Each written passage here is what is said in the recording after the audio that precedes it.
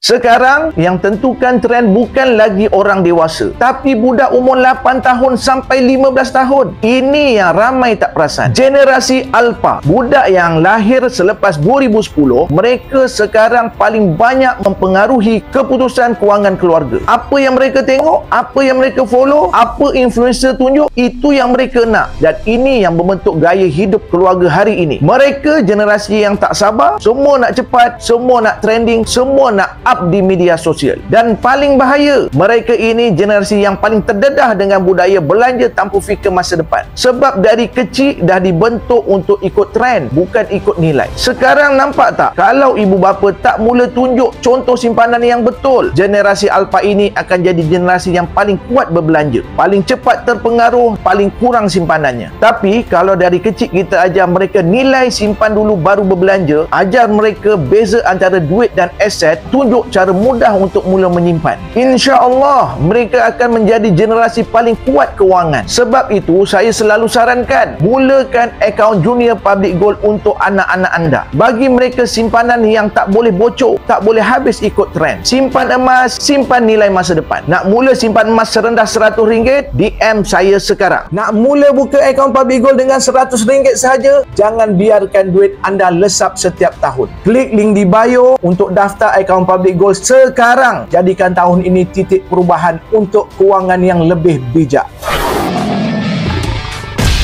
Bagaimana nak bermula simpanan emas Public Gold? Link website di bio. Dalam website tu ada pendaftaran. Boleh daftar sendiri dan ada nombor Wasabi Abang Jeb. Boleh tekan Wasabi tu, Abang Jeb bantu.